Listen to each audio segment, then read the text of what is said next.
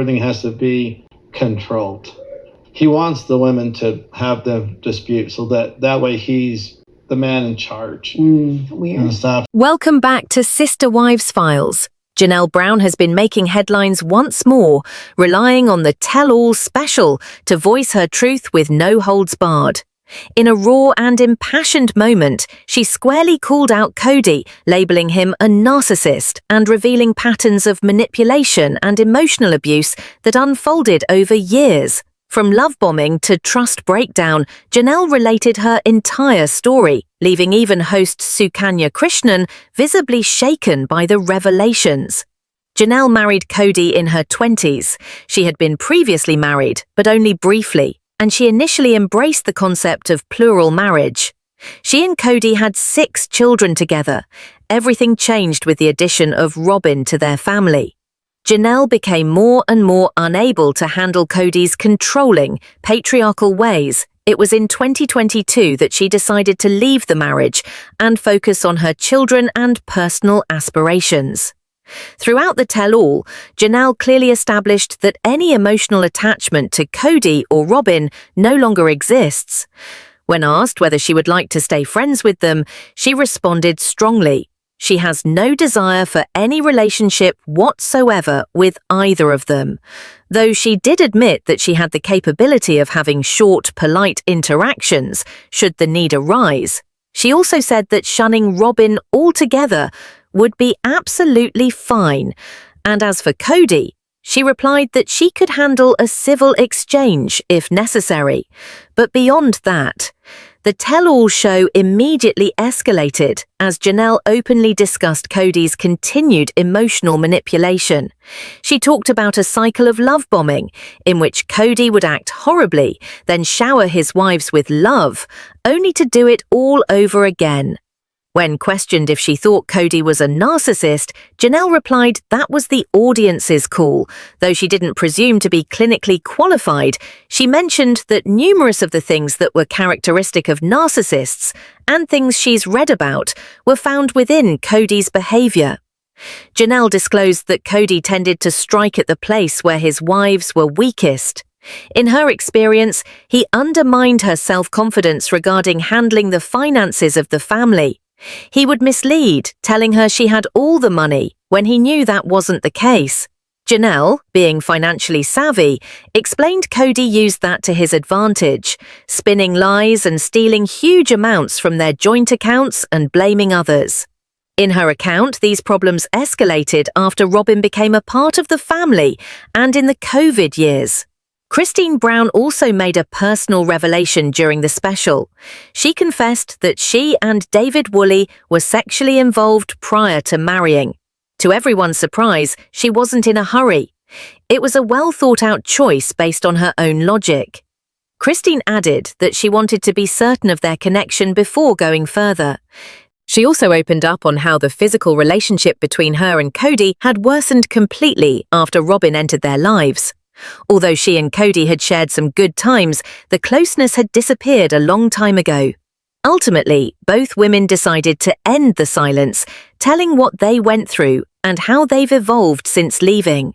Their narratives were a turning point, not only for them, but for the way these relationships are perceived by long-time viewers.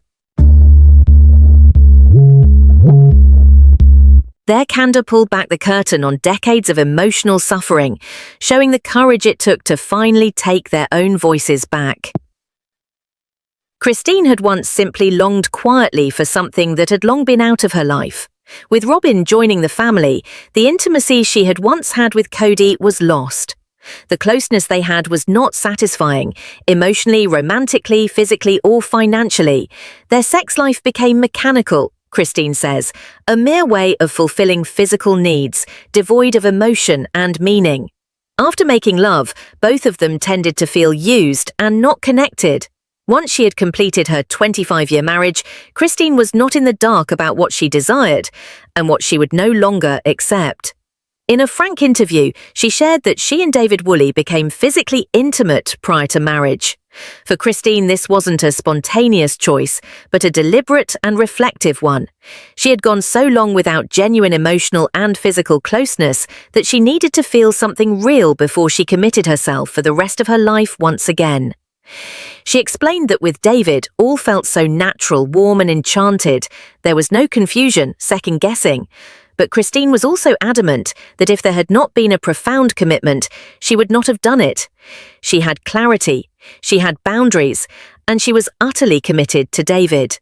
He also admitted that their relationship survived because he was able to provide her with the type of emotional and physical bond that she had always craved and deserved.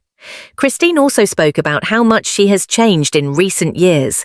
She is confident and at peace now. As she puts it, she can finally be herself. Getting married to David, she says, was the best thing she's ever done, and she's not afraid to say just how happy she is these days. But it wasn't only Christine who told her truth on the most recent Sister Wives Tell-All. Janelle also spoke up. No hesitation, no sugarcoating, and no longer shielding anyone else's reputation. This time she did so with purpose. She was calm and collected as she expressed that she had nothing left to hide and no need to justify a man who had let her down for years. Janelle spoke clearly.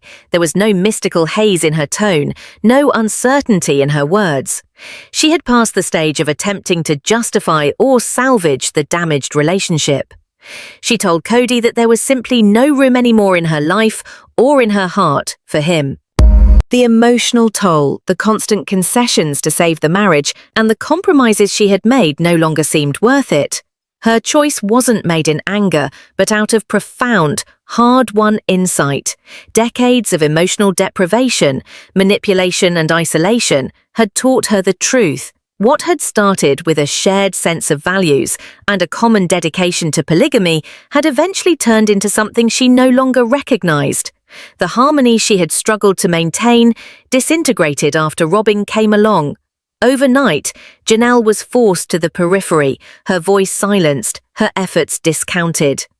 During her interview with the host, Janelle didn't only disclose how the emotional trauma hurt her, she also exposed a grim pattern of behavior. She spoke about a love bombing and then emotional abandonment cycle. Cody would destroy the individuals around him and then, right when they needed it most, give them just enough attention to keep them optimistic, to persuade them to remain. It was a cycle meant to confuse and dominate, not love. When questioned outright if she thought Cody was a narcissist, Janelle didn't skirt the issue. She made sure to say that she wasn't a mental health expert, but she'd gained enough insight to see the signs. And based on what she observed and experienced, the pattern held. Janelle did not require a license to see it in plain sight. Cody's actions fit the clinical profile of narcissism. His need to control everything, his inability to empathize, and his manipulative nature all signified classic narcissistic behavior. And what was so infuriating was that his actions were not impulsive or mistakes. In Janelle's words, Cody knew where to strike, and he struck at the heart every time.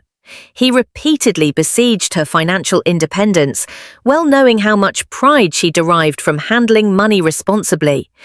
Janelle remembered the way he fabricated rumors about her mishandling family finances, not in ignorance but with clear intent. These were not errors. These were active attempts to invalidate her confidence, belittle her autonomy, and keep her separate from the rest of the family. Janelle also spoke to the long-standing rift with Robin, the implicit wedge that changed the whole family dynamic. She stated flat out, there's no friendship there, and she doesn't need one. Robin's arrival didn't merely alter the dynamic, it shattered it. While Janelle said she could maintain a short, superficial conversation if absolutely necessary, any idea of a genuine relationship was in the offing. Her tone wasn't angry, it was grounded in clarity. What she revealed in the tell-all wasn't only about betrayal, it was about waking up. Janelle was able for the first time to see that she spent years holding on to a failing ideal, out of loyalty to a definition of family that no longer existed. She understood that no matter how much she contributed, it would never be enough. She was never going to be fully recognized, valued, or respected in the marriage. She testified forcefully about Cody's leadership change. From loving guide to tyrannical leader, he no longer led in love and partnership. He insisted on obedience and domination. Janelle considered how Cody established himself as the leader of the family, commanding submission from the women in his life. When any of them dared to speak out, feel pain, or demand respect equal to the men, he shut down entirely. The man she used to respect had changed beyond recognition. Janelle's escape from the marriage wasn't rapid or instantaneous. It was a gradual process, through years of emotional drain, economic strain, and muted moments of reality. But in the end, she made it to the other side. Stronger, wiser. She started putting herself and her children first, and her confidence came back. She fully claimed her entrepreneurial pursuits and created a life that wasn't written by another. For the first time in a long time, she was finally penning her own tale.